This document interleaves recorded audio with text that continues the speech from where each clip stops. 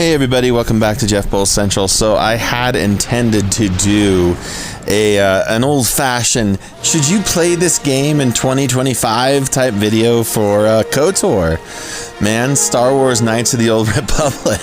I played this game originally back in 2003 when it launched. I guess it would have been about 17 years old, and it did in fact blow me away. I remember sinking a solid week into it. It dropped. I drove down to my GameStop or Babbage's or whatever we had back then. Picked it up, brought it home, stuck it in the Xbox, and let it kind of blow my mind. This game is really great for a 2003 game, but I have some bad news for you about this video. This footage that you're seeing here, there's not going to be many lightsaber fights. There's not going to be much Jedi stuff happening at all, because on my way to try to get a decent walkthrough here, a decent amount of footage, the game decided to have a game-breaking glitch, which I've never encountered in this game ever. Playing it on an Xbox Series X, it's updated for Xbox One X so that it's in 4K and 60 frames a second. So it looks really, really nice. But there's something about this Series X version, and I have played it before, but I haven't played it quite as hard as I was intending to play it this time. Basically what happened was I saved it, okay? I saved it, and it every time I load that save, it crashes the game. And anytime I load old saves, it's corrupted all those old saves. Every single old save I have on Series X, corrupted. You load the game, it boots back to the title screen with that awesome video of all the cool Jedi stuff I'm not going to get to see in 4K. I think that probably should color your idea of whether to play this game. I'm not in 2025, 2026. I'm not saying you shouldn't play it. I'm not saying it's going to have a game-breaking glitch, but I'm starting to wonder if they've kept the upkeep of this game as well as they should have, because it really is kind of a giant in the history of video games. It just is. KOTOR was very famous for several reasons. Number one, it pioneered a D20 based kind of D&D, or based on the Star Wars tabletop role-playing game, combat system, where basically characters move simultaneously, but you input commands and they carry them out, and everything is governed by invisible dice throws, saving throws and stuff, which was really, really cool at the time. I must admit that at the time, as a 17-year-old young man, I didn't have any friends. I'd never played D&D or any tabletop role-playing at that time, and so I didn't really understand the whys and wherefores of that, but I was impressed by getting several characters on screen and inputting commands and kind of channeling it one at a time. You know, BioWare at that time, they were well known in the PC space, but they were not well known in the console space.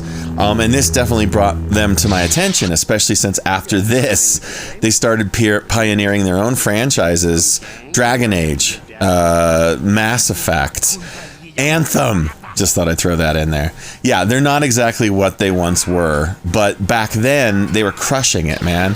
The other cool thing about it is this really robust morality system. You know, Star Wars is all about light side, dark side, right?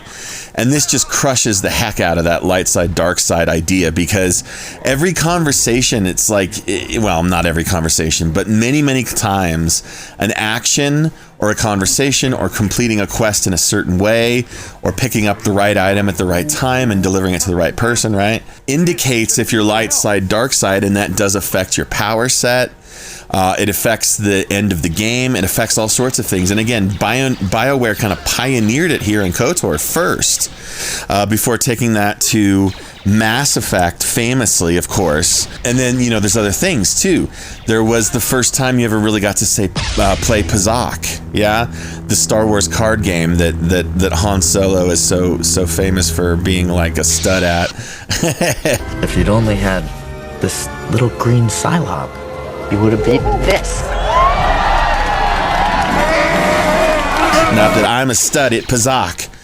There's also a cool pod racing sequence. There's a lot of stuff here, and lightsaber customization, really robust, probably for the first time in a video game ever, lightsaber customization.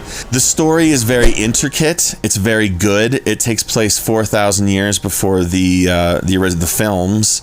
The Skywalker era of stuff. I always kind of felt that the Old Republic era was kind of a knockoff of the main era, if I'm being honest, because it kind of just feels the same.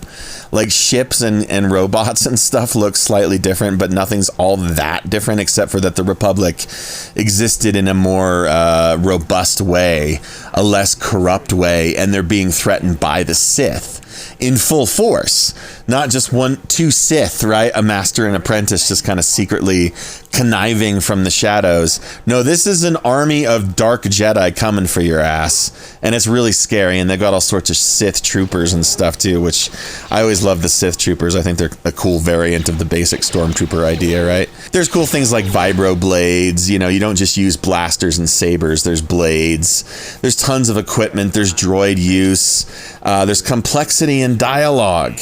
There's complexity in mission variety. It's a really long game. My basic answer is, should I play Star Wars Knights of the Old Republic in 2025, 2026? First of all, if you've never played it before, yeah, you should definitely play it. Second of all, if you've never played it in a while, is that how you say that? Never played it in a while? You should, if you're wanting to, but I gotta tell you, this game-breaking thing was really frustrating, and I can't seem to track down the root of it online. And I can't seem to track down if it's ubiquitous, although I have seen that KOTOR 2, which is a different game developed by Obsidian and not BioWare, the main BioWare group, I have seen that it's been having issues lately in the last few years on Switch, which sounds about right. But it's also been having issues on Xbox as well. So I think that they need to curate these games. Do you know what would be a great solution? How about a remake? Has anybody talked about a remake lately? Yeah, there was supposed to be a KOTOR remake for the new consoles. They announced it in 2021, and by 2022 it was like, on hold indefinitely. You know, and so that was during the COVID era, and with all the stuff shutting down and everything.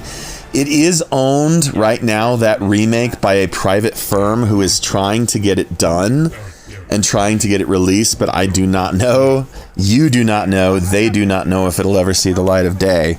It'd be great though, because this game was beautiful in its inception, in its execution, and when I played it at 17, I couldn't have had more fun with a video game at the time. So yeah, my answer to that question, is it worth playing in 2025, 2026? If you like retro gaming, if you love Star Wars, if you've never played it before, or if you haven't played it in a while, it's worth it in theory.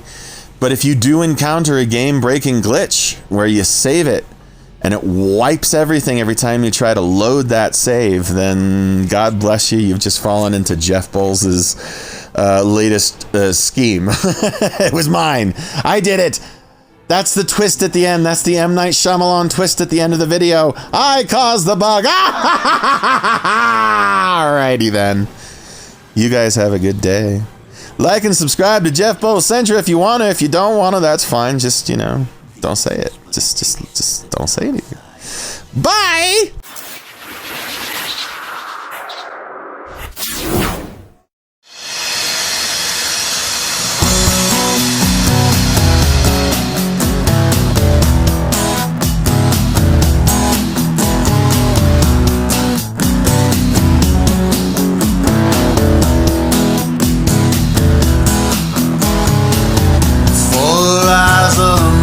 Sun our way.